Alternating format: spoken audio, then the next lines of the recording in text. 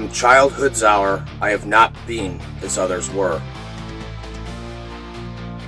I have not seen as others saw. I could not bring my passions from a common spring. From the same source I have not taken my sorrow. I could not awaken my heart to joy at the same tone. And all I loved alone. Then in my childhood, in the dawn of my most stormy life, was drawn from every depth of good and ill, the mystery which binds me still. From the torrent of the fountain, from the red cliff of the mountain, from the sun that round me rolled in its autumn tint of gold, from the lightning in the sky as it passed me flying by, from the thunder and the storm and the cloud that took the form, when the rest of heaven was blue, of a demon in my view. You're watching Killer Kitchen, and this is An Evening with Edgar Allan Poe.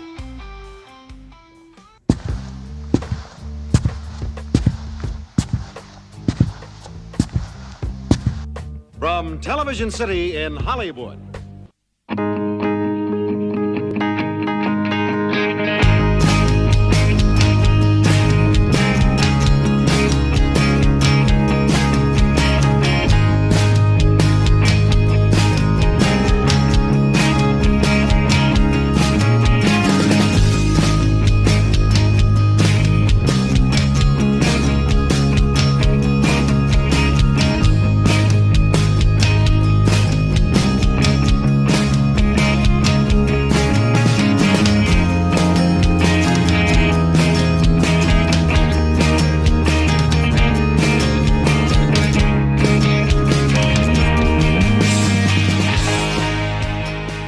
The next course will be served in a moment. The following program contains graphic language which may be disturbing to some viewers. Viewer discretion is advised. Tonight's episode is brought to you by Roll. Organic hemp papers. Roll with the finest. Rock and roll. You're watching Killer Kitchen, only on WKK Channel 66.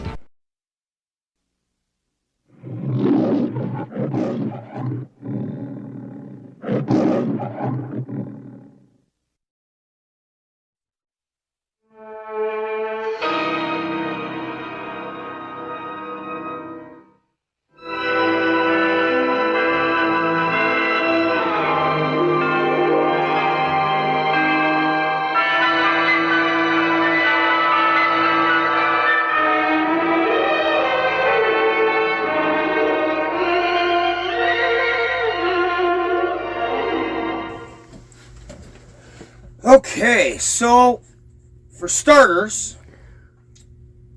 we are going to be making our strawberry jam.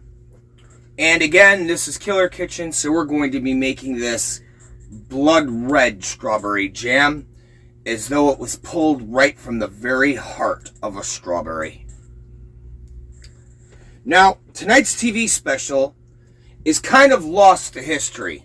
It's only really been passed around through YouTube and old VHS copies that people like fans of Edgar Allan Poe, fans of Vincent Price would know about. Hell, me, myself, personally, I didn't know about it until I got stoned back in 91 with my neighbor. Came in the house and laid down on the couch. Beavis and Butthead wasn't on, but Channel 6, WCU or some shit like that, in Chicago, they had it playing, and I'm like, alright, cool, fuck it, whatever, I like Vincent Price, so I watch. Now, the exact time and channel is still up for skepticism. A lot of people don't know unless you were there that night when it aired, but it originally aired in 1970. January 1st, ironically, which is why, even though last night was technically New Year's, and we're not supposed to be here till Saturday, I figured, fuck it. Let's air January 1st, 1970 on January 1st, 2000, whatever year this is now. So, now, without further ado, here's how you're going to make your strawberry jam. First, I'm going to get a drink of beer. I think I need some fucking lighter fluid here.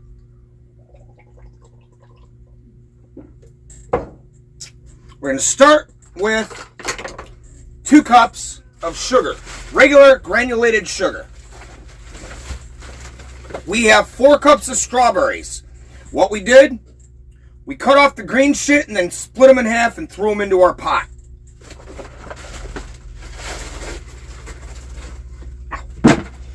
Now, that one in here.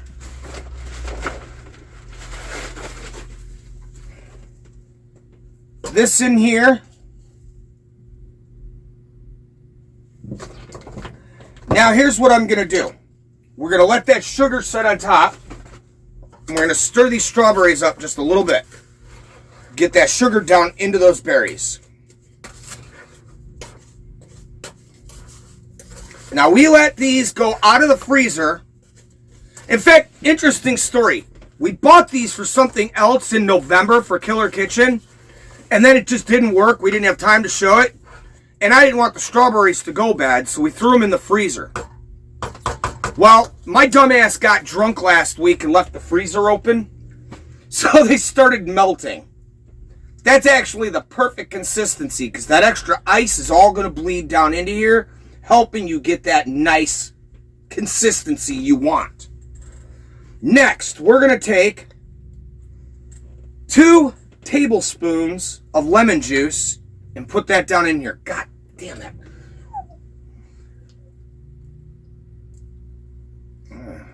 About like, that's 1. You want to try to be even. Yeah, that's 2. Now, we're going to add just a little bit of salt. You know, you don't want a lot. It's just enough to help intensify your flavor. That's even probably too much. 1 more. Fuck it. Alright. that's a pinch. I don't know. Now, let's make sure we get our color consistency going first. I'm going to add a bunch of pink right into it. Pink food coloring. Hey, we're out of pink. God damn it. Good thing I bought more food coloring. Alright, so. Throw that in the sink. Rinse that out and get rid of it. Next, we need heat. We need some fucking heat. So we're going to put this up into a low. Figure, on mine, it goes from 1 to 5 with little dots in between. I'm going to go at 3 even. And here's the secret. We just got to keep stirring this as it softens and breaks down. So, my friends, it may look a little bit oddball right now. However, I think you'll be pleasantly surprised at the outcome. In the meantime, our first story of the evening is about a man who most would say had gone mad. Ah, but would a madman pay such fine acuteness to his whereabouts, his surroundings, the sound of the mice, the sound of the silence, peering in through the darkness for hours upon hours, not moving, breathing to a point that you're not even breathing, watching, guarding, all as that one pale blue eye haunts your dreams, haunts your memories, stalks you through every shadow of the day, and keeps you awake in terror at night. And what happens when that terror turns to anger, to dread, to only knowing you have to release yourself of that dreaded pale blue eye? My friends, this is the Telltale Heart. You're watching Killer Kitchen, and we're watching An Evening with Edgar Allan Poe.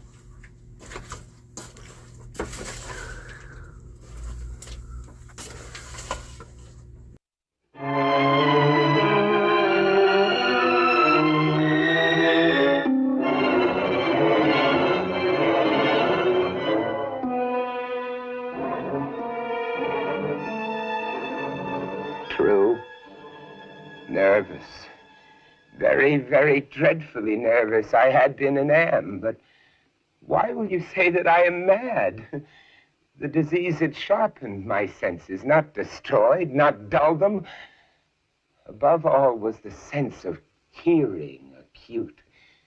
I heard all things in the heaven and in the earth. I heard many things in hell. How then am I mad? Hearken and observe how healthily, how calmly I can tell you the whole story. It is impossible to say how first the idea entered my brain, but once conceived, it haunted me day and night. Object there was none, passion there was none. I loved the old man. He had never wronged me. He had never given me insult. For his gold I had no desire. I think it was his eye. Yes, it was this. One of his eyes resembled that of a vulture, a pale blue eye with a film over it. Whenever it fell upon me, my blood ran cold. And so by degrees, very gradually, I made up my mind to take the life of the old man and thus to rid myself of the eye forever.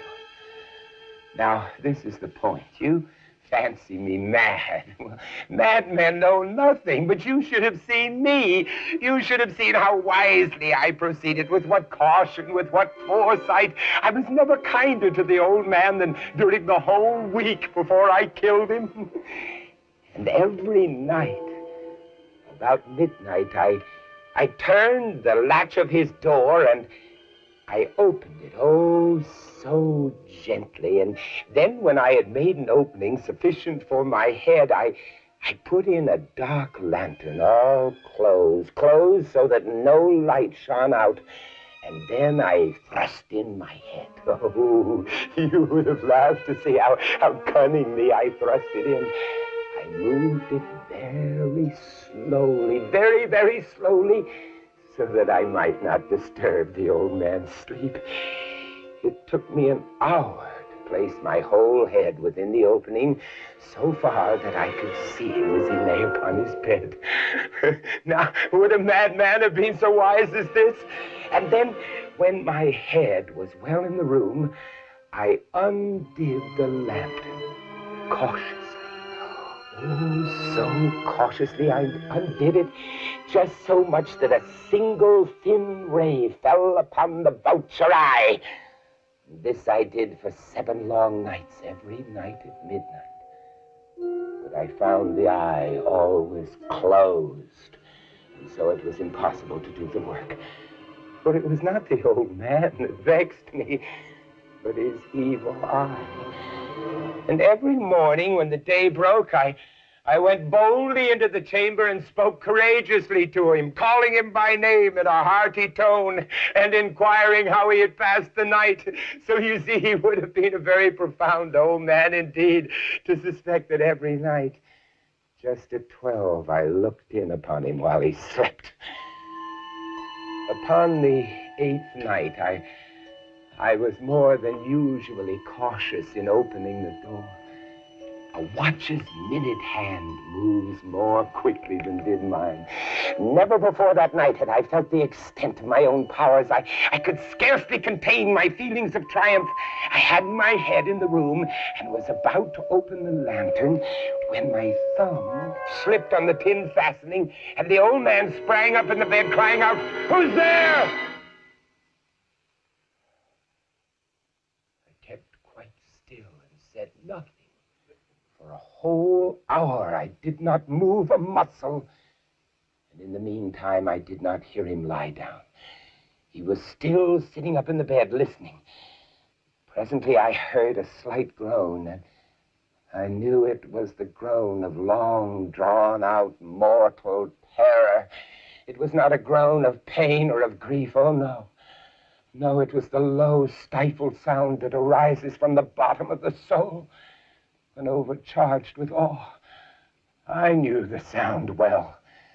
Many a night, just at midnight, when all the world slept, it had welled up from my own bosom, deepening with its dreadful echo the terrors that distracted me. I say I knew it well. I knew what the old man felt, and I pitied him, although I chuckled at heart. I knew that he had been lying awake ever since the first slight noise when he had turned in the bed. His fears had been ever since growing upon him. He had been trying to fancy them causeless, but could not. He had been saying to himself, it's nothing but the wind in the chimney. It's only a mouse crossing the floor. It is merely a cricket which has made a single chirp.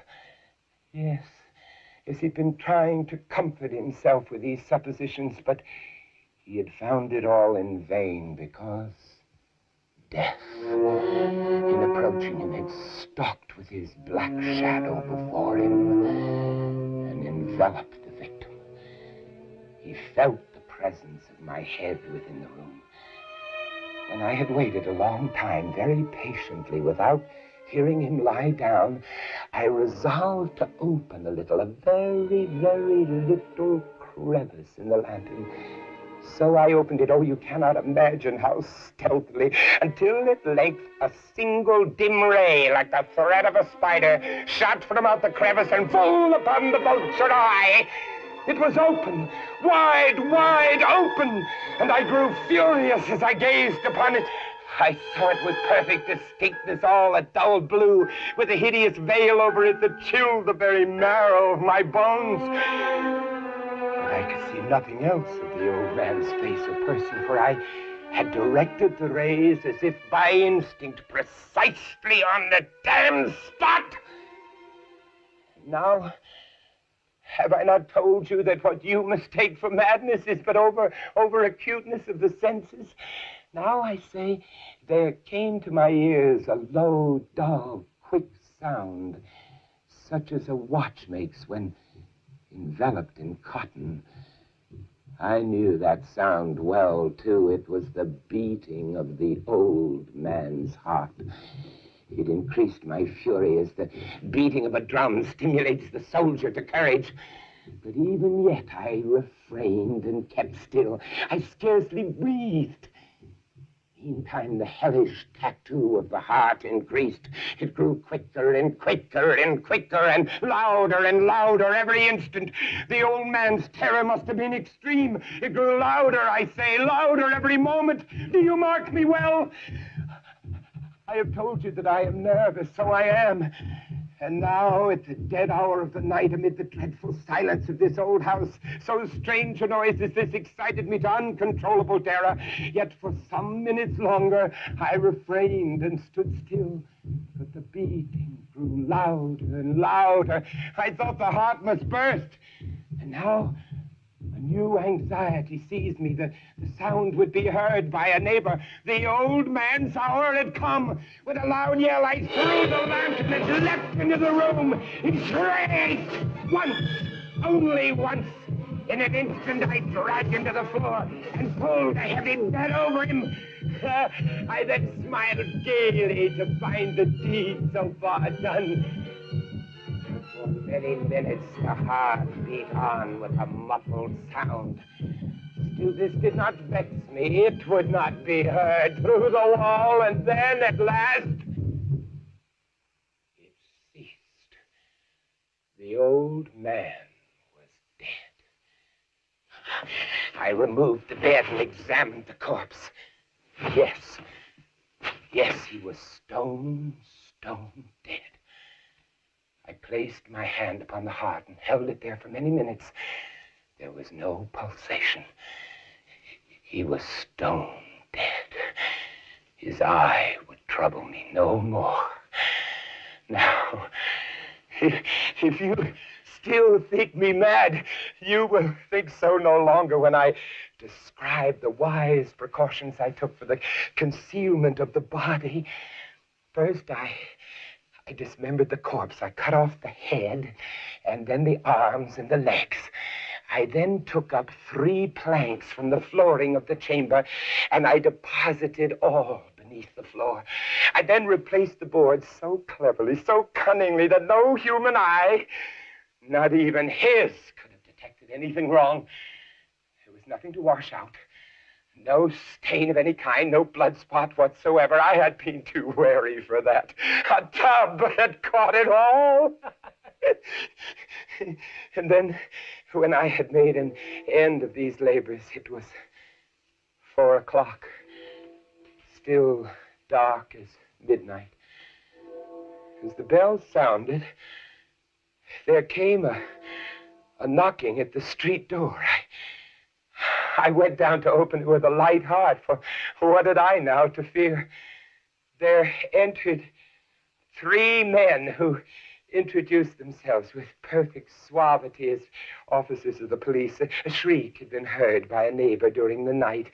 Suspicion of foul play had been aroused, and they, the officers, had been dispatched to search the premises. I smiled.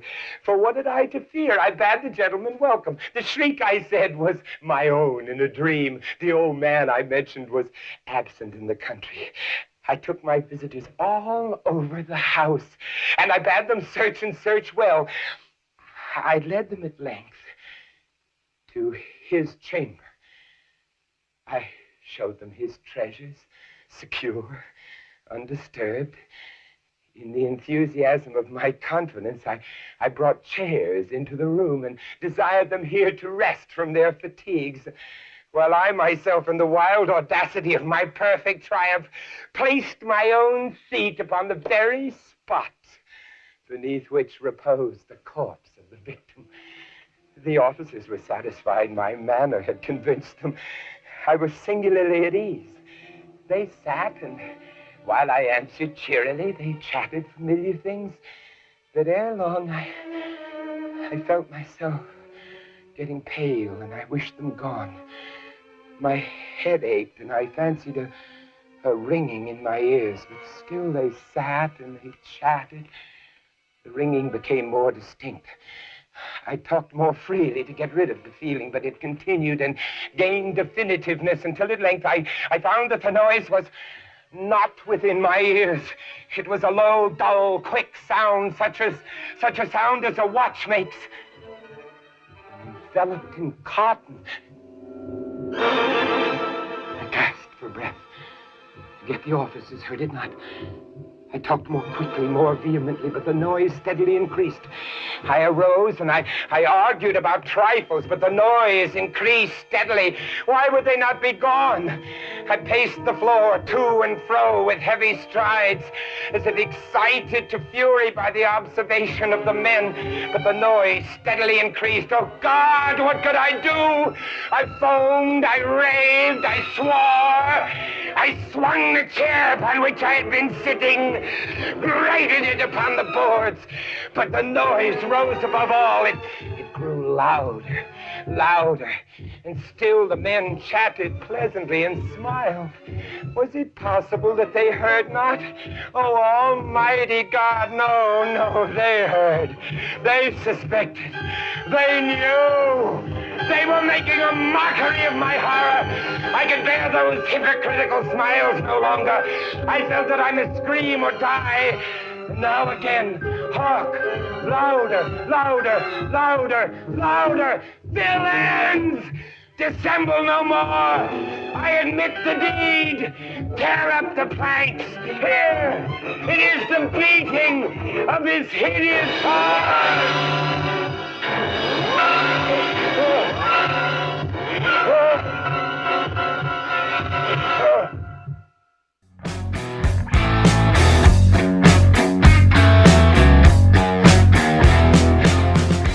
What would you like to know about me?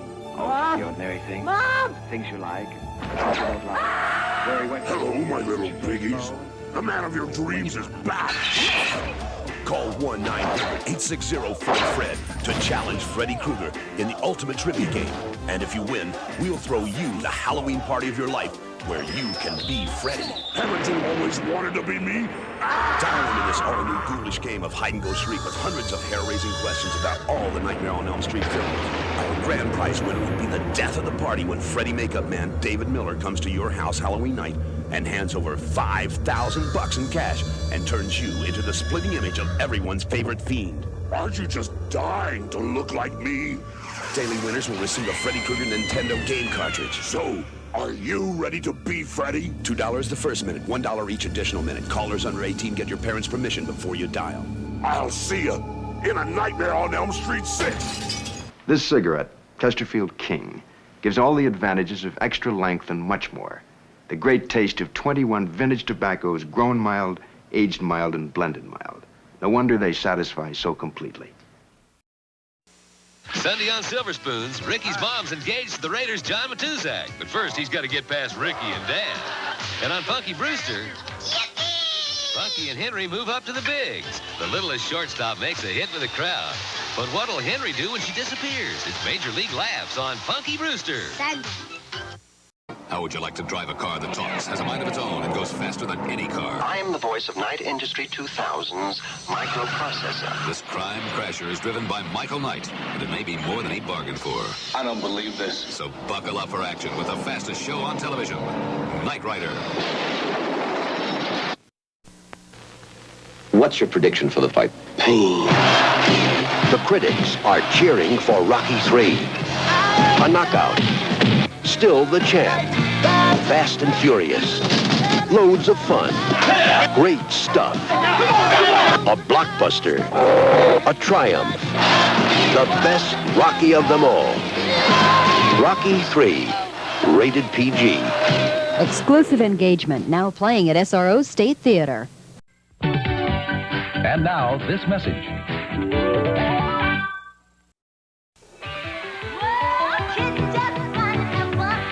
Today's show is going to be unbelievable, man. So stay tuned for Hulk Hogan's Rockin' Wrestling coming up next.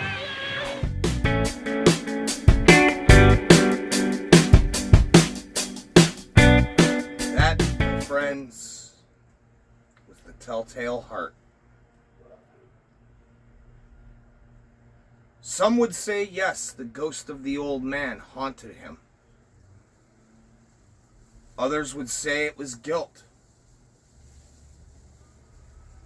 Me? I hear that story, and I see neither guilt nor ghost, only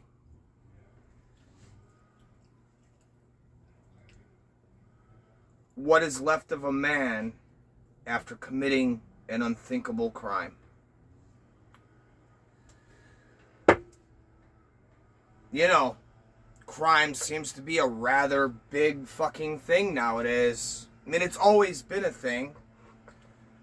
1970s New York was a shithole. 1980s New York was a shithole. I mean, Los Angeles has been dangerous. We fucking carried how many different well-known serial killers? But you know, it's funny. Everything was still contained. There was still a sense of family, a sense of neighborhood. There was still a closeness that seems to have evaporated in the last 20, 25 years. But you know, it's funny because one thing I did notice, when COVID hit, everybody went from simple, all right, I'm going to keep it together, I'm going to do what I have to do. I don't want to, but I'm going to do it, and I'm not going to bitch. I've got to do it. When they locked everybody in their houses, when they forced us to put masks on to suffocate us, what they did ultimately was destroy a psychological part of a large portion of the world. I'm a different case. I've spent many years in solitude. And when I was in trouble and I spent some time downstate, solitary didn't hit me as hard as it would have hit others because I enjoy my own company. I don't argue with myself in the way others would. So for me, when COVID hit, the only thing in my life that changed, I hate having my face fucking covered. It bothers me. Like, seriously, I don't like anybody or anything covering my face. You notice I even quit doing the lipstick most of the time, or I do it really lightly now, because just that feeling of something on my lips is like too fucking much. But notice, ever since COVID,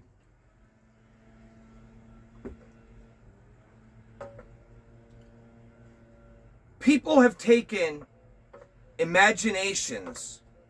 People have taken simple hostilities that were always simmered down and kept off to the side and blown them out of proportion now. People are getting shot over chicken and turkey dinners. People are getting shot in the grocery store over a fucking... I mean, how long is this going to just keep happening? And a lot of it is simply because when these people got locked into their homes, weren't allowed to congregate, weren't allowed to gather, weren't even allowed to... You couldn't even talk to your next door neighbor without being 6 feet away. That plays psychological fucking damage. And what normal people would have shrugged off beforehand became deadly violent.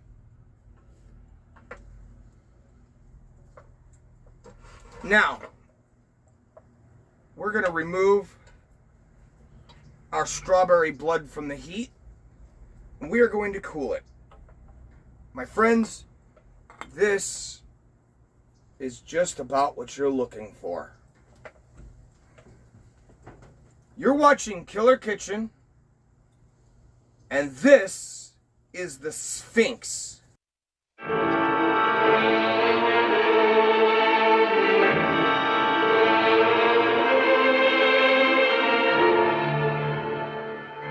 During the dread reign of cholera in New York, I had accepted the invitation of a relative to spend a fortnight with him here in the retirement of his cottage on the banks of the Hudson. We should have passed the time pleasantly enough, but for the fearful news which reached us every morning from the populous city, not a day elapsed which did not bring us intelligence of the decease of some acquaintance. We trembled at the approach of every messenger. The very air from the city seemed to us redolent with death. I could neither speak, think, nor dream of anything else. My host was of a less excitable temperament. To the realities of terror he was sufficiently alive, but of its shadows he had no apprehension. I was not so fortunate, and the palsying fears of evil and death had taken possession of my soul. My state of mind had been well primed for the terrifying incident which soon took place. Near the close of an exceedingly warm day, I was alone, sitting with a book in hand at this window, commanding through a long vista of the riverbanks a view of a distant hill, the face of which nearest my position had been denuded by a landslide of the principal portion of its trees. My thoughts had been long wandering from the volume before me to the gloom and desolation of the neighboring city. Uplifting my eyes from the page, they fell upon the naked face of the hill, and upon an object, upon some living monster of hideous conformation, which very rapidly made its way from the summit to the bottom, disappearing finally in the dense forest below. As this creature first came in sight, I doubted my own sanity, and many minutes passed before I succeeded in convincing myself that I was neither mad nor in a dream. Estimating the size of the creature, I concluded it to be far larger than any ship of the line in existence. I say ship of the line because the shape of the monster suggested the idea. The hull of one of our battleships might convey a very tolerable conception of the general outline. The mouth of the animal was situated at the end of a tube, some 60 or 70 feet in length, and about as thick as the body of an ordinary elephant. Near the root of this trunk was an immense quantity of black, shaggy hair, more than could have been supplied by the coats of a score of buffalo, and projecting from this hair downwardly and laterally sprang two gleaming tusks, not unlike that of the wild boar, but of infinitely greater dimension. The body was fashioned like a wedge with a point toward the earth. From it there were outspread two pairs of wings, each wing nearly 100 yards in length, one pair being placed above the other, and all thickly covered with metal scales, each scale apparently some 10 or 12 feet in diameter. But the chief peculiarity of this horrible thing was the representation of a death's head, which covered nearly the whole surface of its breast, and which was as accurately traced in glaring white upon the dark ground of the body as if it had been carefully designed by an artist. While I regarded this terrifying animal, and more especially the appearance on its breast, with a feeling of horror and awe, I perceived the huge jaws at the extremity of the trunk suddenly expand themselves, and from them there proceeded a sound so loud and so expressive of woe that it struck upon my nerves like a knell. And as the monster disappeared at the foot of the hill, I fell almost fainting to the floor.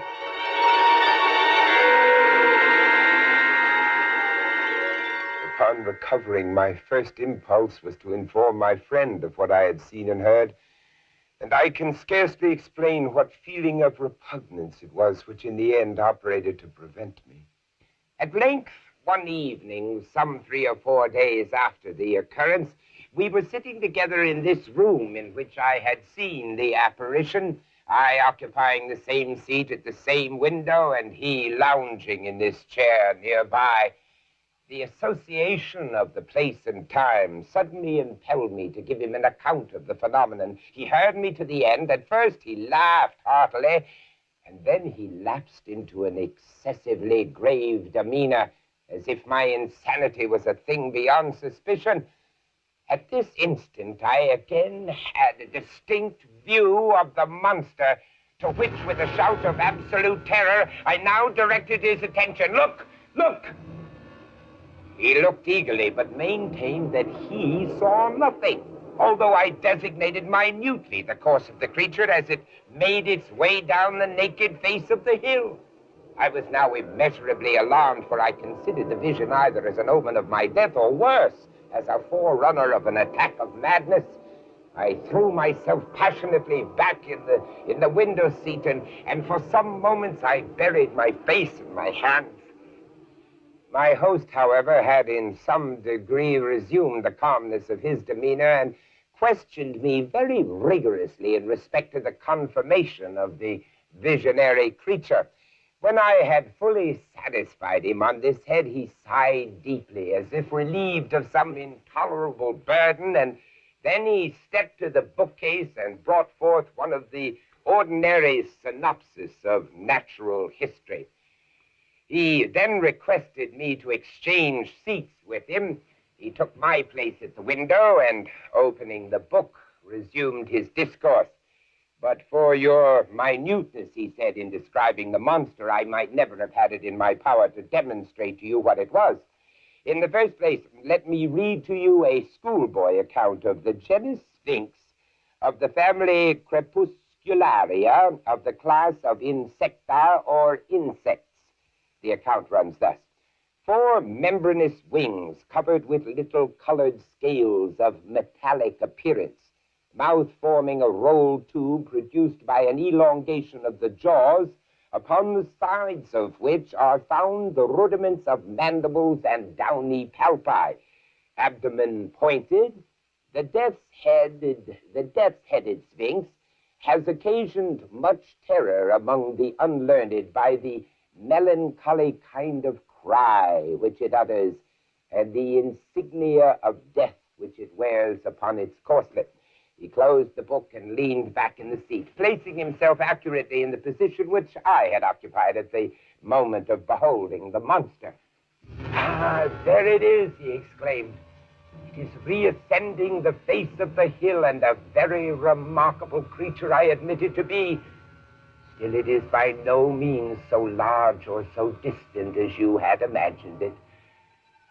For the fact is that as it wriggles its way up this thread which some spider has wrought along the window sash, I find it to be about the 16th of an inch in its extreme length, and also about the 16th of an inch distance from the pupil of my eye."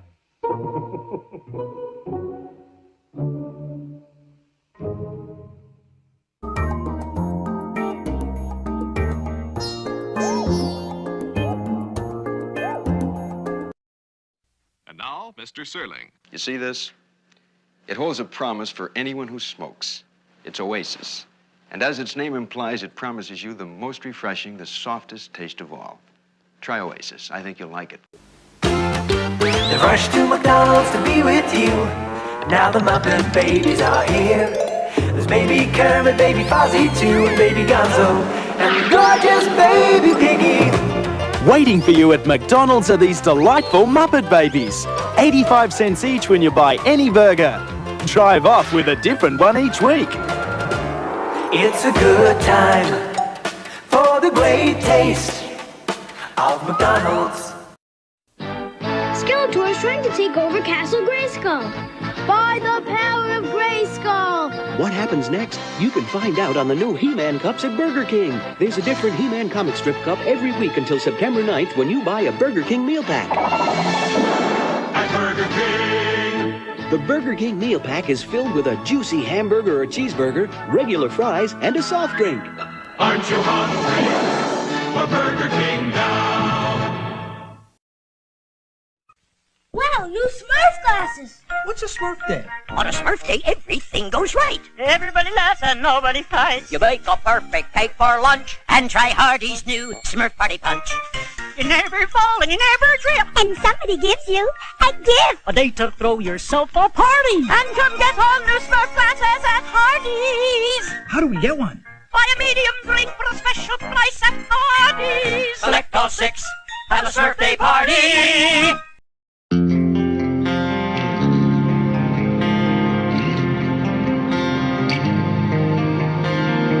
And welcome back.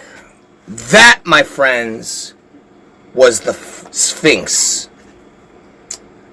And much like the imagination can run away, as did our imagination run away with us. You see, we took some Twix candy bars. Actually, we took 2 normal size candy bars and then a super big, one of the king size Kit Kats that have 4 bars. We crunched them up in the blender with a full box of M&Ms. But we added a little bit of oil. I think we added probably, I don't know, I splashed it in. I would guess probably 2 tablespoons of oil. And then we took some oil on the tips of our fingers and just, here, let me show you. Right over the top, real light, just to make sure that that grease is there. Because when we go to pour our brownie mix in on top of this, this is the very first ever, to my knowledge, candied crunch base to a brownie. This is your fucking candied crunch crust. Perfect for brownies. I hope. know. You guys are going to find out when I do if this is going to work. Otherwise, you could probably make this just like it is and bake it, and it'd be a really good fucking, like, candy something or other. But I don't know. We're going to add brownies to it. But see, here's the thing. See, I don't really dig just doing brownies. I'm a boring motherfucker, but I'm not that boring. So here's what we're going to do. Now, first, we're going to take 2 eggs. Now we're going to take another egg.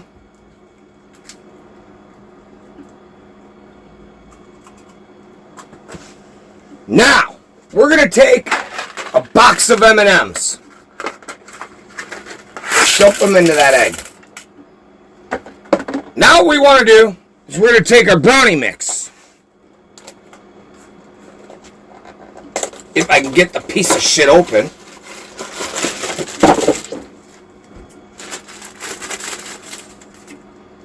Let's dump that on in there. Ah, there we go. Now, shit, I just got chocolate brownie mix into my bowl. You know what? This is actually... Come here. Come here. Come here. God damn it. Come here. Fuck. I hate this camera sometimes. I love my camera. I'm not gonna bitch. I love my camera and I love my stand. But god damn it, when you're trying to do something in a hurry and you're trying to do 20 things at once, you gotta step down here and then pull up here. Dude, I swear to God, you guys gotta think I'm jerking off half the time. Anyway, this is a good time to bring up not just a bowl pack, but, my friends,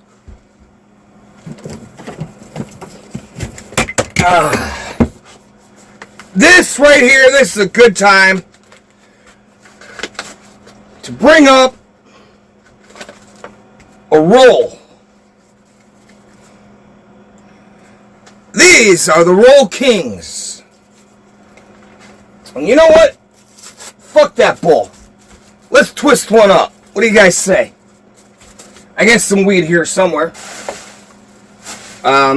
Yeah, right here. So, hang on a minute.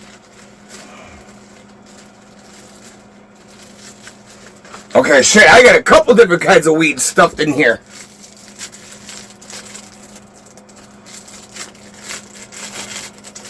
What are the pleasures of living in fucking Cali? Weed out here grows just like weed. Alright. Shit, I gotta break this up. Hey, you know what? Why don't you guys give me a minute? Let me break this up, and when you come back, we'll fucking twist one up. Let's take a weed break in between. I think it's the perfect time. And remember, if you're gonna roll, you gotta rock and roll. And if you're gonna puff, well, puff with the right stuff. What's this doing here? Duncan Hines brownies. You haven't made them. In weeks. Duncan Hines liquid chocolate flavor packet makes moister batter. Moister than dry mixes. Moister batter, moister brownies. So fudgy. And real moist. Why make them wait? They want Duncan Hines. Alright, so that's their brownie mix. This is our brownie mix. And yeah, sure, whatever. We use the box shit, but you know what? That just means that we got to have even more fun. See, with the box shit, they pre-measure. Now see, here's where it gets complicated. When you do shit like this, incidentally, this right here, now I'm not gonna lie to you guys, behind the scenes, I'm just gonna warn you, your blender's gonna suffer. I'm gonna spend 45, maybe an hour tomorrow washing my blender. I just hope that I can put it back together. But this, all we did was take the M&Ms and the Twix bars and crunched them up in a blender. Then we added a little bit of oil to it, like just a couple squigs. And then what we did was took it out of the blender, put it right into here, and just mashed it down in. Actually, parchment paper. With a project like this, parchment paper is your friend. If you don't have parchment paper on hand, wax paper will work as well. Except the wax paper, you may get it to stick, where the parchment, it will not stick. In fact, if you're going to cook on top of, use the parchment paper. Do not use wax paper. Wax paper tends to dry out your food. It also tends to get a little burnt taste into your food. Parchment paper is designed for cooking. Alright, that's enough of that. There's my little monologue about safe cooking, you know. Gotta keep it somewhat educational, right?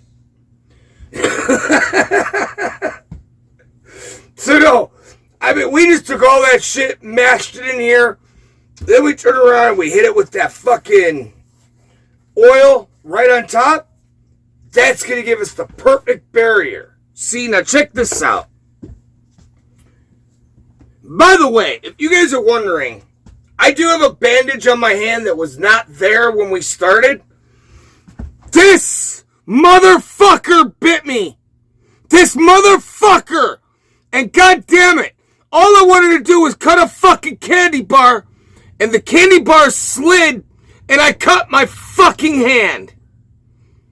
And you know what? I'm gonna get revenge on this son of a bitch. The insult, the indignity. All I wanted to do was use the tool, and the tool used me. This motherfucker's gonna pay. But not yet. First, we gotta get our brownies going. Now, we're gonna take a half a box of Junior Mints.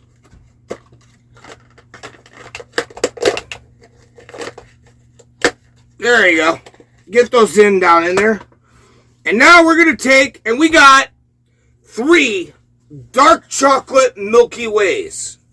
These are the Milky Way Dark. These are actually my favorite candy bar. Just for the record. Middle of the night, 2, 3 in the morning. Dude, fucking A. Pam and I, we keep these motherfuckers. Check this out. I'm going to show you guys something. We keep these motherfuckers on hand. 2, 3 in the morning, man. I'm hungry. I'm not feeling so great. Fuck it, I need to settle my stomach. I chew down one of these. I'm back asleep within 10 minutes, man. I suppose I should close my fridge. So, what we're going to do, though, is for now, we're going to take half of those. I said half. And we're going to drop them in there. Now, we're going to save that latter half, and I'm going to show you why. Now, we are going to stir this up, just like so. And this is what you guys want. Whoa! Here, let me try this. That's about what you're looking for. That is the ultimate fudge candy brownie mix. Now, it's my understanding. Hang on, let's get this camera. Sorry, guys, I know this is kind of a fucked up episode here. So we got this ready to go in. But before we went to the break, we were supposed to smoke a joint, right? Well, we couldn't let that set. We had to finish what we started. Now we finished what we started. And now it can set. It's time for that smoke break. And you know about my revenge. You know, all I tried to do was just cut a candy bar. I saw my fucking candy bar slide. I saw my finger go under. And I kept cutting. You fucking dumbass. I saw it. And I even did it too. I saw it. I'm like. And then all of a sudden it like kind of hurt. And at the same time I'm like. Fuck, you dumb fuck. I think more than it hurt. I was more like, you dumb fuck. You just fucking carved into your hand like a fucking Thanksgiving turkey. What the fuck is the matter with you? Thanks, Binks. Love you too. Sorry, guys. We're filming with two cats. One of which is very anxious to run around all of a sudden. Sleeping all day, and now all of a sudden it's party time. Bring in the dog and put out the cat. Yakety yak. Don't talk back. Ah, you younger cats, you gotta go listen to the Coasters. You'll dig it. Anyway. God damn it, I lost my train of thought. We were talking about revenge. Now you know what? This motherfucker, I'm going to show you what to do with a motherfucker that bites you. But first, we got to mellow it out. We got to chill. So we're going to smoke this. You remember when I said if you're going to roll with the roll, rock and roll, and if you're going to puff with the puff on the right stuff? Well, we got both right here. First, I need a lighter.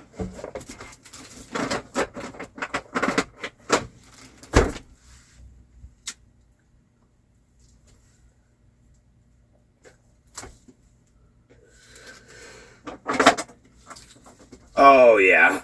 We got a little bit of purple. We got a little bit of garlic. And we got a little bit of something else. And all three of them are fucking damn good. You're watching Killer Kitchen, man. And you know, before we let you guys go back, I was going to let you guys go back right now, but the truth is, before we let you go back, you got to understand something. When a man has been wronged, he's been wronged.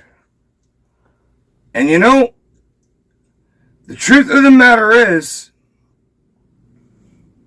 sometimes, just sometimes, it doesn't matter the cause, but the reaction. When you've been wronged, you need to make that wrong right. Our next story, the cask of a Montatello.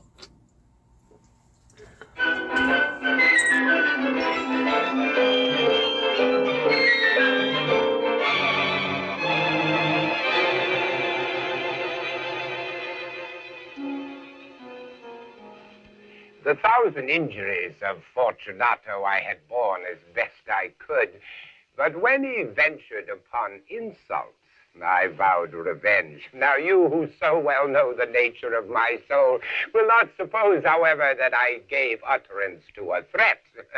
At length I would be avenged. I would not only punish, but punish with impunity. It must be understood that neither by word nor deed had I given Fortunato cause to doubt my good will. I continued to smile in his face, but he did not perceive that my smile now was at the thought of his immolation. He had a weak point, this Fortunato. Although in other regards he was a man to be respected and even feared, he prided himself in his connoisseurship of wine. I was skillful in the Italian vintages myself and bought largely whenever I could. It was about dusk one evening during the supreme madness of the carnival season that I encountered my friend. He accosted me with excessive warmth, for he had been drinking much. The man wore the costume of a jester. He had on tights, and his head was surmounted by the conical cap and bells. I was so pleased to see him that I thought I should never have done with wringing his hand. I said to him, "My dear Fortunato, you are luckily met. How remarkably well you are looking today. Oh, I have received a keg of what passes for Amontillado, and I have my doubts." "How?" said he. "Amontillado, a cask? Impossible. And in the middle of the carnival?" "Well, I have my doubts. And I was silly enough to pay the full Amontillado price without consulting you in the matter. You were not to be found, and I was fearful of losing a bargain." "Amontillado! Amontillado!" "Yes, as you are engaged, I am on my way to meet Lucchesi. If anyone has a critical turn, it is he. He will tell me." "Lucchesi cannot tell Amontillado from sherry. And yet some fools will have it that his taste is a match for your own. Come, let us go to your vaults." "Oh, my friend, no, I will not impose upon your good nature. I perceive you have an engagement, Lucchesi." "I have no engagement. Come." "My friend, no, it is not the engagement, but the severe cold with which I perceive you are afflicted. The vaults are insufferably damp. They are encrusted with mold." "Let us go, nevertheless. The cold is merely nothing. Amontillado, you have been imposed upon. As for Lucchesi, he cannot distinguish sherry from Amontillado." Thus speaking, Fortunato possessed himself of my arm. I, putting on a mask of black silk and drawing a cape closely about my person, suffered him to hurry me to my palazzo. Oh, there were no attendants at home. They had absconded to make merry in honor of the time. I took from their sconces 2 torches, and giving one to Fortunato, bowed him through several suites of rooms to the archways that led into the vaults. I passed down a long and winding staircase, requesting him to be cautious as he followed. We came at length to the foot of the descent and stood together on the damp ground of the catacombs of the Montresors, my family. The gait of my friend was unsteady, and the bells on his jester's cap jingled as he strode. "Where is the cask?" "It is farther on, but observe the white web work which gleams from these cavern walls." "Mold?" Mold, yes. How long have you had that cough? My poor friend found it impossible to reply for many minutes. "It is nothing. Come, we will go back. Your health is precious. You are rich, respected, admired, beloved. You are a man to be missed. For me, it is no matter. We will go back. You will be ill, and I cannot be responsible. Besides, there is Lucchesi." Enough. The cough is a mere nothing. It will not kill me. I shall not die of a cough." True. And indeed, I had no intention of alarming you unnecessarily, but you should use all proper caution. A draught of this Medoc will defend us against the dance. Here I knocked off the neck of a bottle which I drew from a long row of its fellows that lay upon the mold. "Drink," I said, presenting him the wine. He raised it to his lips with a sneer. He paused and nodded to me familiarly while his bells jingled. "I drink to the buried that repose around us, and I to your long life." He again took my arm, and we proceeded. The wine sparkled in his eyes, and the bells jingled. My own fancy grew warm with the Medoc. We had passed through walls of piled bones with casks and puncheons intermingling into the inmost recesses of the catacombs. I paused again, and this time made bold to seize Fortunato by an arm. The mold, you see, it increases. It hangs like moss upon the vaults. We're below the river's bed. The drops of moisture trickle among the bones. Come, we will go back ere it is too late. Your cough, it is nothing. Let us go on. Let us proceed to the Amontillado. Be it so. He leaned heavily upon my arm. We continued our route in search of the Amontillado. We passed through a range of low arches, descended, passed on, and descending again, arrived at a deep crypt in which the foulness of the air caused our torches to glow rather than flame. At the most remote end of the crypt, there appeared another room, less spacious. Its walls had been lined with human remains, piled to the vault overhead in the fashion of the great catacombs of Paris. 3 sides of this interior crypt were still ornamented in this manner. From the 4th, the bones had been thrown down and lay in a mound upon the earth. Within the wall, thus exposed by the displacing of the bones, we perceived a still interior recess in depth about 4 feet, in width 3, in height 6 or 7, cut into the solid granite. Proceed. Herein is the Amontillado. As for Lucchesi, he is an ignoramus. He stepped unsteadily forward while I followed immediately at his heels. In an instant, he had reached the extremity of the niche, and finding his progress arrested by the rock, stood stupidly bewildered. In the surface of the granite, there happened to be 2 iron staples. From one depended a short chain, from the other a padlock. It was but the work of a few seconds to throw the links about his waist and secure him. He was too much astounded to resist. Withdrawing the key, I stepped back from the recess. Pass your hand over the wall, Fortunato. You cannot help but feel the mold. Indeed, it is very damp. Once more, let me implore you to return. No? Then I must positively leave you. But I must first render you all the little attentions in my power. The Amontillado. True, the Amontillado. As I said these words, I busied myself among the pile of bones of which I have spoken. Throwing them aside, I soon uncovered a quantity of building stone and mortar. With these materials and with the aid of a trowel, I began vigorously to wall up the entrance of the niche.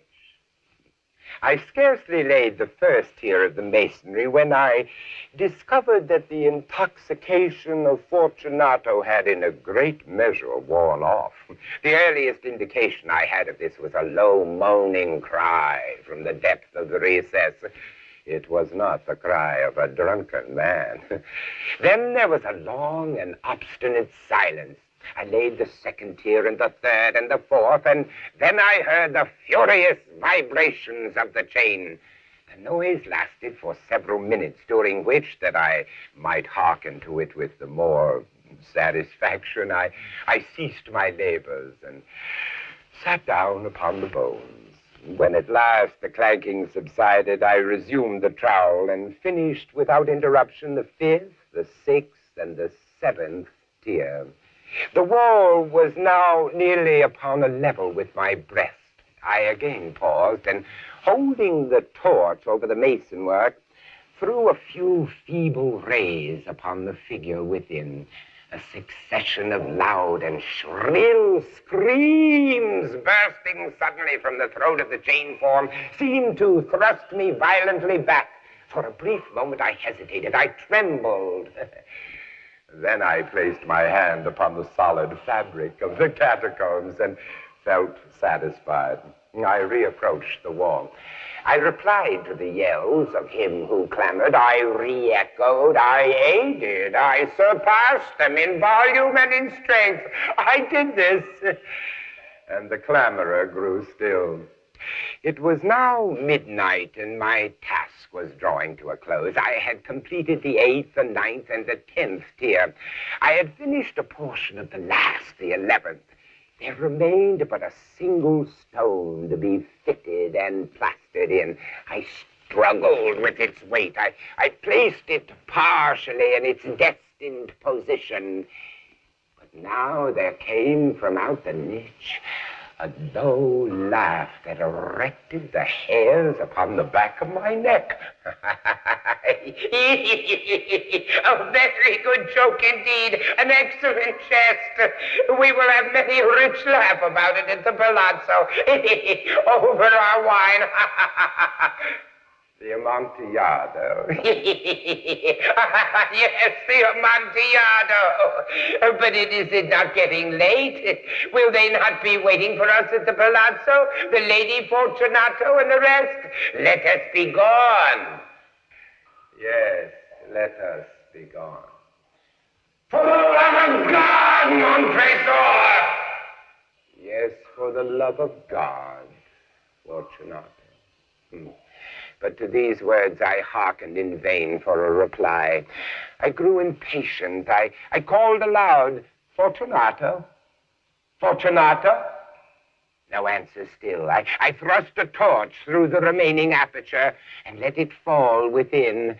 There came forth in return only a jingling of the bells. My heart grew sick on account of the dampness of the catacombs. I hastened to make an end of my labor. I forced the last stone into its position. I plastered it up. Against the new masonry, I erected the old rampart of bones. For the half of a century, no mortal has disturbed them. In pace requiescat.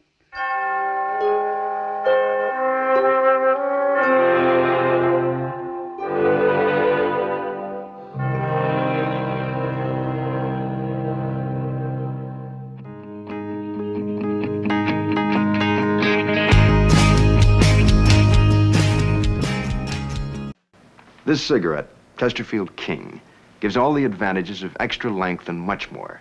The great taste of 21 vintage tobaccos, grown mild, aged mild, and blended mild. No wonder they satisfy so completely. Sunday on Silver Spoons, Ricky's mom's engaged to the Raiders' John Matuzak. But first, he's got to get past Ricky and Dan. And on Punky Brewster, Punky and Henry move up to the bigs. The littlest shortstop makes a hit with the crowd. But what'll Henry do when she disappears? It's Major League Laughs on Punky Brewster. How would you like to drive a car that talks, has a mind of its own, and goes faster than any car? I am the voice of Knight Industry 2000's microprocessor. This crime crasher is driven by Michael Knight, and it may be more than he bargained for.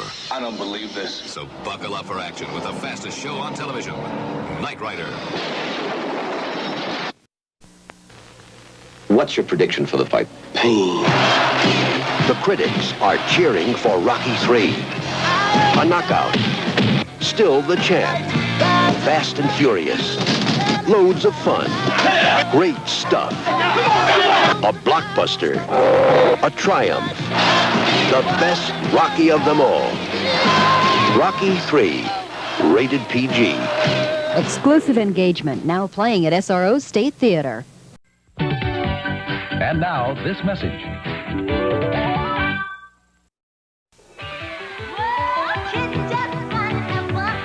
Today's show is going to be unbelievable, man. So stay tuned for Hulk Hogan's Rockin' Wrestling coming up next.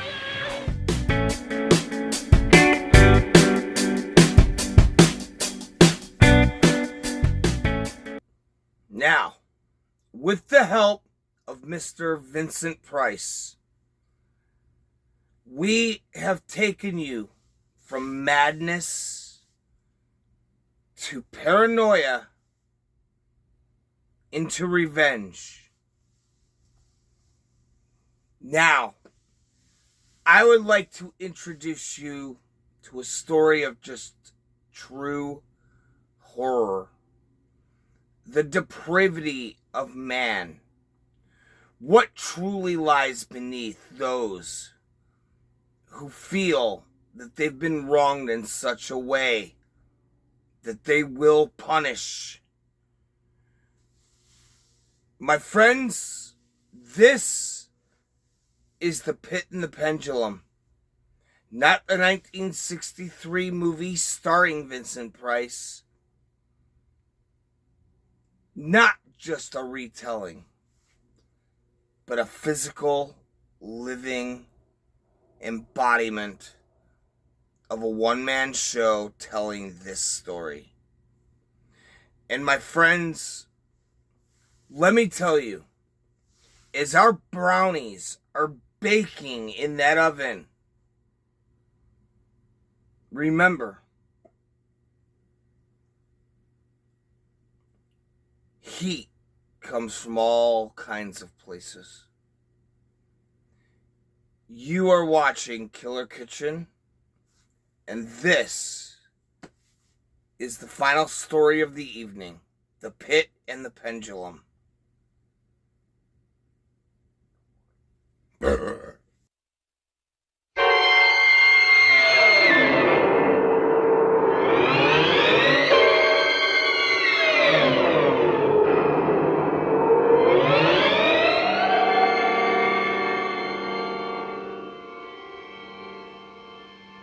I was sick unto death with that long agony. I felt that my senses were leaving me. The dread sentence of death was the last distinct phrase which reached my ears. After that, the voices of the Inquisition judges seemed to merge in one dreamy, indeterminate hum. I saw the lips of the black-robed judges, white and thin even to grotesqueness, writhing with their deadly locution, fashioning the syllables of my name and the decree of death by torture. And then the blackness loomed close up against my skin, snuffing out even the evil whiteness of those damning lips, driving all sensibility into retreat in a mad rushing descent as of the soul into Hades. Then silence and stillness and night were the universe. I had swooned.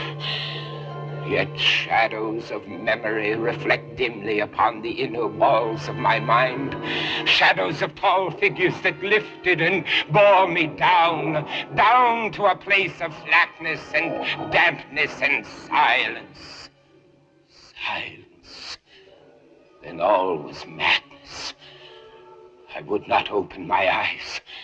I felt that I lay upon my back unbound. I reached out my hand and it fell heavily upon something damp and hard. I longed, yet dared not to employ my vision. It was not that I feared to look upon things horrible, but that I grew aghast lest there should be nothing to see. At length, with a wild desperation at heart, I quickly unclosed my eyes. My worst thoughts were confirmed. The blackness of eternal night encompassed me. I struggled for breath. The intensity of the darkness seemed to oppress and stifle me. Perspiration burst from every pore and stood in big, cold beads upon my forehead. I thrust my arms wildly above and around me, clawing, grasping, reaching for something, either damnable or saving, but something. Nothing. The agony of suspense grew intolerable, and so I arose. Cautiously, I stepped forward, my eyes straining from their sockets in hope of catching some faint ray of light. But the blackness was still a disguise, and until finally a wall, smooth, slimy, cold, a wall. Followed it up, stepping with all that careful distrust inspired by the thousand vague rumors of the horrors of Toledo. Finally, I took courage. I resolved to quit the wall and to cross the enclosure in as direct a line as possible. The floor was treacherous with slime. I advanced cautiously, some 10 or 12 paces in this manner, when suddenly I stumbled and fell violently on my face. In the confusion attending my fall, I I did not immediately apprehend a somewhat startling circumstance. It was this. My chin rested upon the floor of the prison, but my lips and the upper portion of my head touched nothing. At the same time, my forehead seemed bathed in a clammy vapor, and the peculiar smell of decayed fungus arose to my nostrils. I had fallen at the very brink of a circular pit. Groping about the masonry, just below the margin, I succeeded in dislodging a small fragment and let it fall into the abyss. Many seconds I waited and hearkened to its reverberations as it dashed against the sides of the chasm in its descent. At length there was a sullen plunge into water, succeeded by loud echoes. At the same moment there came a sound resembling a quick opening of a door overhead, while a faint gleam of light flashed suddenly through the gloom and as suddenly faded away. Shaking in every limb, I groped my way back to the wall, resolving there to perish rather than risk the terrors of the pit. Agitation of spirit kept me awake for many long hours, but at length I fell into a deep slumber. Upon arousing, I found that objects around me were visible, a wild, sulphurous luster. By that I was enabled to see the extent and aspect of the prison. What I had taken for masonry seemed now to be iron in huge plates. Figures of hideous fiends in aspects of menace with skeleton forms overspread and disfigured the walls. In the center of the floor yawned the circular pit from whose jaws I had escaped. Then I realized that I was securely bound to a low framework of wood, strapping past in many convolutions about my body, leaving at liberty only my head and my left arm, said that only with much exertion could I supply myself with food from an earthen dish which lay by my side on the floor. The food in the dish was meat, pungently seasoned. Looking upward, I surveyed the ceiling of my prison. It was some 30 or 40 feet overhead, and suspended therefrom was what appeared to be a huge pendulum, such as one might see on antique clocks. While I gazed at it, I fancied that I saw it move, ever so slightly. I watched it for some minutes, somewhat in fear, but more in wonder. Then a noise attracted my notice, and looking to the floor, I saw several enormous rats. They had issued from the pit with ravenous eyes allured by the scent of the meat. It required much effort and attention to scare them away from the food. When I again cast my eyes upward, what I saw confounded and amazed me. The sweep of the pendulum had increased in extent by nearly a yard. What mainly disturbed me was the idea that it had perceptibly descended. I now observed, with what horror it is needless to say, that its lower extremity was a crescent of glittering steel, about a foot in length from horn to horn, the horns upward, and the under edge evidently as keen as that of a razor, and it hissed as it swung through the air, inch by inch, with a descent only appreciable at intervals that seemed ages. Down and still down it came. Days passed ere it swept so closely over me as to fan me with its acrid breath. I prayed for its more speedy descent. I grew frantically mad and struggled to force myself upward against the sweep of the fearful scimitar. And then suddenly I fell calm and lay smiling at the glittering death as a child would at some rare bauble. I saw that the crescent was designed to cross the region of my heart It would fray the serge of my garment. It would return and repeat its operations again and again. But the fraying of my garment would be all that for several minutes it would accomplish. To the right, to the left, far and wide, down, steadily down it crept, with the shriek of a damned spirit, to my heart, with the stealthy pace of the tiger. I alternately laughed and howled as the odor of the sharp steel forced itself into my nostrils. Down, relentlessly down. It vibrated finally within 3 inches of my bosom. 10 or 12 sweeps would bring the steel in actual contact with my clothing.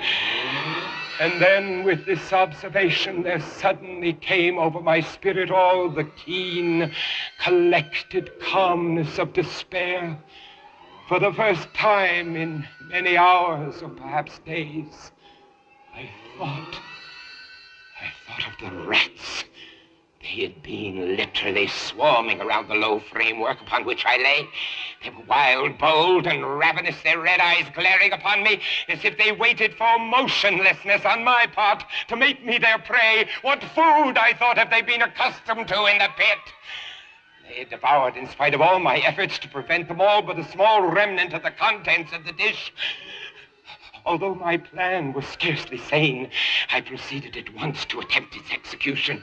With the particles of the oily and spicy meat which now remained, I thoroughly rubbed the restraining binding wherever I could reach it. Then I lay breathlessly still. At first, the ravenous animals were startled and terrified at the change. Observing, however, that I remained without motion, 1 or 2 of the boldest leapt upon the framework and smelt at my bonds. This seemed the signal for a general rush. They leapt in hundreds upon my person. The measured movement of the pendulum disturbed them not at all. Avoiding its strokes, they busied themselves gnawing the anointed bindings. They pressed, they swarmed upon me in ever accumulating heaps. They writhed upon my throat. Their cold lips sought my own. I was half stifled by their thronging pressure. Disgust, for which the world has no name, swelled my bosom and chilled with a heavy clamminess my heart. Yet 1 minute, and I felt that the struggle would be over. Plainly, I perceived the loosening of the strapping. I knew that in more than one place it must be already severed. With a more than human resolution, I lay still. Nor had I erred in my calculations, nor had I endured in vain. I at last felt that I was free. But the stroke of the pendulum already pressed upon my bosom. It had divided the serge of my garment. Twice again it swung, and a sharp sense of pain shot through every nerve. But the moment of escape had arrived. At a wave of my hand, my deliverers hurried tumultuously away. With a steady movement, I slid from the embrace of the bindings and beyond the reach of the scimitar. I was free! Free! But still in the grasp of the Inquisition. I had scarcely stepped from my wooden bed of horror when the motion of the hellish machine ceased, and I beheld it drawn up. My very motion was undoubtedly watched. Free! I had but escaped death in one form of agony, to be delivered unto worse than death in some other.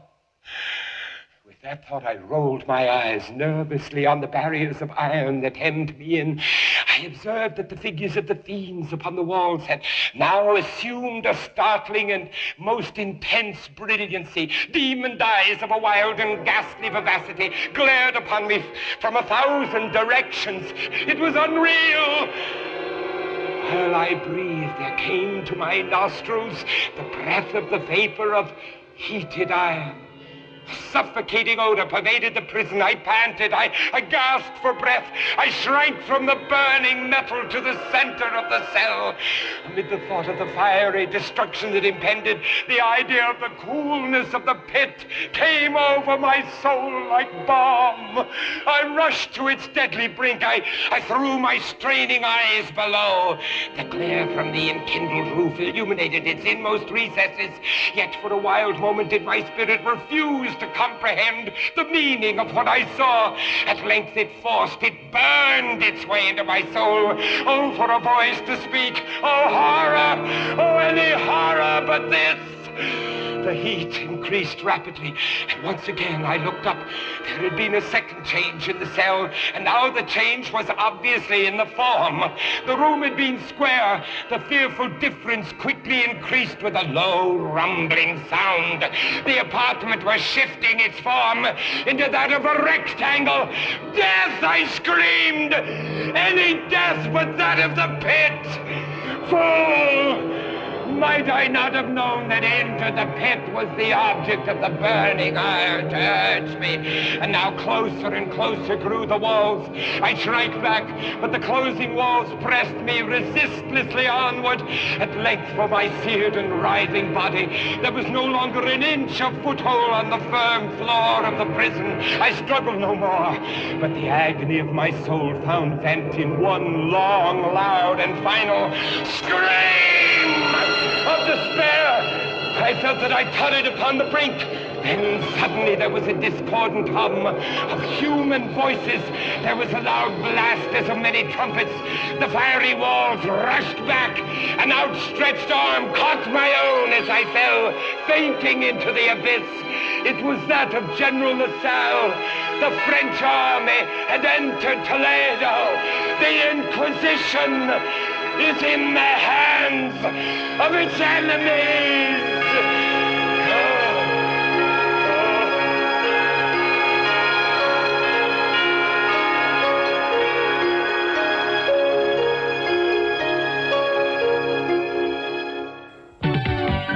And now, this message. I have seen the future of horror. His name is Clive Barker. He has the power to shock you, to grip you, to take you beyond the limits of earthly terror. Hellraiser, a film by Clive Barker. We have such sights to show you. Rated R.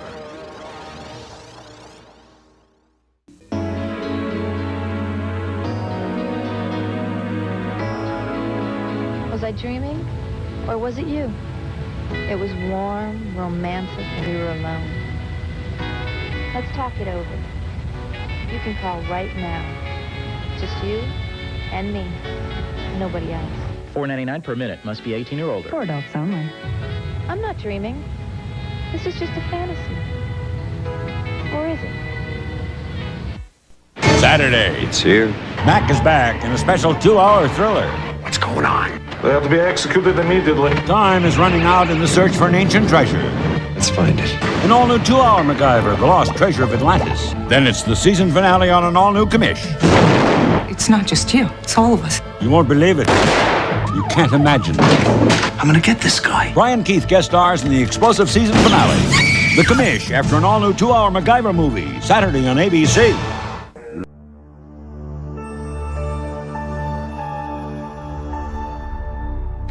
And now the moment you guys have all been waiting for. Let's cut into our brownie. And this is our strawberry jam.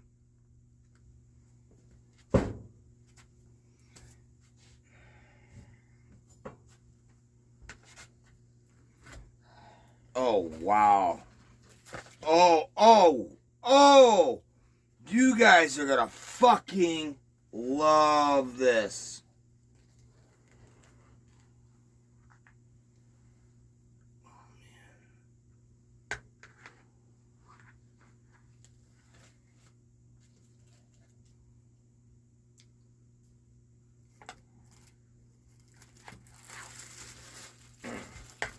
All right. That is our brownie. Although it did get kind of fucked up as we cut it. But that's okay, because that's about what happened as we were making it. Now, let's add some of our jam right to the top. Oh, God, yes.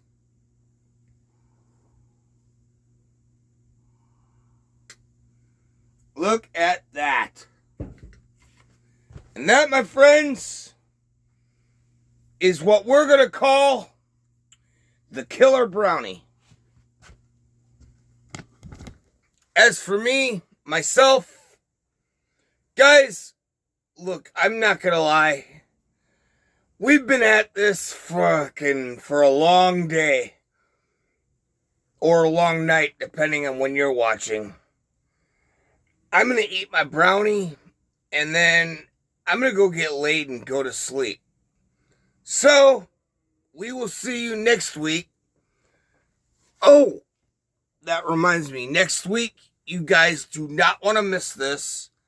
We will be bringing you the 1976 ABC presentation of Jack the Ripper.